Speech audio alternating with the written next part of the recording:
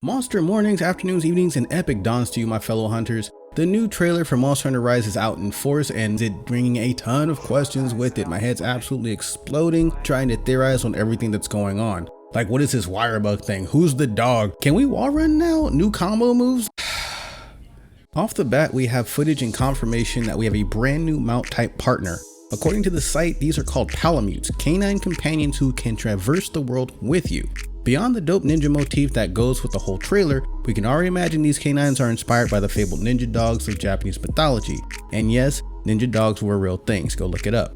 We can assume that we have both Palamute gear and also Palico gear. You can see here that this Palamute is wearing what looks like armor from the great Azuchi, with blue patterns on orange pelt and the hooked tail.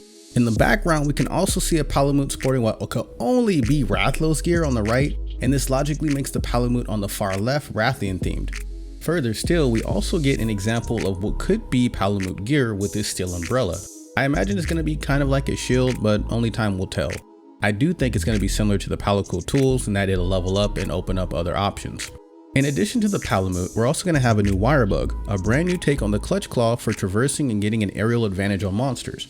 According to the site, this is going to be a small dragonfly-like bug that hovers in the air and deploys extremely tough silk to support the hunter. This improves on the original Clutch Claw system in Monster Hunter World in several ways. First, as you can see in the trailer, you can link this guy absolutely anywhere, it just has to hover.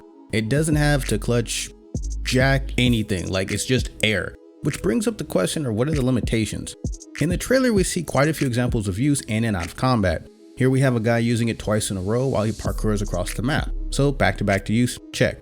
Here we have a guy using it horizontally across a bridge, so it's not just a superficial double jump, and it doesn't look like you ever have to actually aim it. In fact, you can double jump out of it a la Insect Glaive and combo into an aerial attack. This is going to completely revolutionize dunking on greatswords, but that's another video for another day. So far, in combat use, check.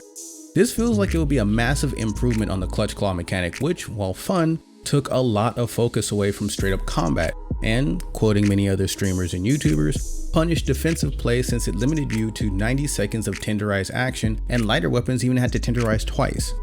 At the moment, the Wirebug feels like a combo of aerial style from Generations and the Claw from World, making it a fantastical addition to any toolkit on paper. We'll have to wait for gameplay to expand on this. However, this does bring up the new moves, all of which seem just awesome so far. Here we see a dual blader dive into like a rolling bloodsaw attack, rolling up the monster's body and ascending into the air where he continues to Beyblade along its back. This version looks like it'll be easier to work into just direct combat. Next here we see a gun lance, or a lance user, depends on what you're looking at, with his lance coming up in a scythe-like motion. The interesting part is that he already has his Wirebug out and triggers it to drag him across the monster as he does his attack. Sidebar, how cool does this weapon look? Like, it's a ninja themed lance and shield, and it kind of looks like it's a musket, so that's why I'm saying it might be a gun lance, I'm not sure. But just look at this streamlined ninja motif, this sort of fits for me. Also, this would be awesome for gun lance users who currently lack mobility. The ability to trigger a yank across any kind of space to quickly catch up on your enemy and capitalize on a downed attack would be awesome. Lastly, we see a sword and shield user going God of War with his sword and shield attached at the Wirebug, and it launches everything around him up into the air, so this is going to be great for clearing around trash mobs and other minor annoyances. All of these moves make me wonder if the Wirebug is going to be less just an additional tool and more a new tool that is also an integrated hunting style. Now let's talk monsters, both old and new. Right now out front we have 3 new regulars. The Great Azuchi, a pack alpha style monster similar to the Velocidromes from the older games. The Tetranodon, a monster who reminds me of a combination of a platypus, a Tetsukabra, and a royal Ludroth. And the Acnumsum, a new crane themed bird wyvern who I think will be our new low tier challenge, because while he's pretty, he also has a couple of little tricks up his sleeve. Something tells me that between the crane motif and the one-leg stance that this bird knows some kind of martial art that's evolved with the species over generations. It sounds weird, but Generations had the Narangela, who used to use this shield like a gladiator, so I'm open-minded. We also have at least one oldie confirmed. In addition to the traditional Rathalos and Rathian, which we know is going to be in the series, we see Tobi Kadachi, who of course would be skulking around a Japan themed zone. So it's safe to say that we'll have some Monster Hunter World originals make their way to this game as well. Lastly, we have Magnamalo, a new flagship monster. This guy seems to sport purple flames, which I've only seen in Monster Hunter stories, so I'll have to wonder what that's all about, what its abilities are. So far it looks like he can use its flames to lure unwitting prey, but that's about all I know. So far it's lion-esque, it looks badass, and I can't wait to see what its armor looks like. Oh, nice sidebar by the way. It seems like we're going to be keeping monster fights in the game. This was a nice addition in world because before, every monster would solely target you even if they were die-hard rivals in the lore. Oh my god, Azuchi, is that you? Finally, we have the setting. Rise will take place in Komura Village, which lore-wise is known for its Tatara Steel.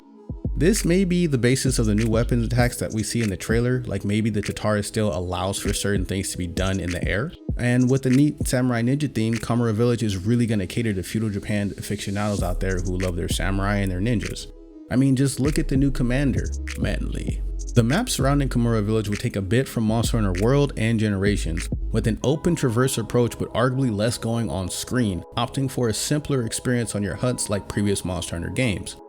I know this sounds kind of weird to think about, but older Monster Hunter games were way more streamlined and stripped down and really focused on just you and the monster, not the bajillion of things that you can interact with. I'm curious to see what other features they bring over from Monster Hunter World because World looked like a testing ground. Only time will tell, which is why I'm looking forward to the 2 live events coming up. Firstly, we have a dev livestream from 2020 Tokyo Game Show on September 25th, 10 PM JST, 1 PM UTC, and 6 AM PST. We'll get to see all the details straight from the dev's mouth. This will also include other Capcom related fairs, so if you're a fan, do yourself a favor and mark the 25th on your calendar. Secondly, and more to the point, we have a Capcom live stream the very next day, September 26th, that will have a first look at actual gameplay. I really want this Wirebug in my life right now. And that's it so far, guys. I hope you guys enjoyed. If you learned anything, drop a like and sub. It would be greatly appreciated for my efforts. If you really find it useful, share it with your friends and spread the love. We have a lot to look forward to, both us and our fellow hunters out there. Please look forward to my future content and streams. Meanwhile, let me know your thoughts in the comments down below. This trailer clearly shows love for the longsword, but that is sort of the theme, so that's okay. But where are my lance users out there? We didn't even see any bowgun action. Like, can y'all relate?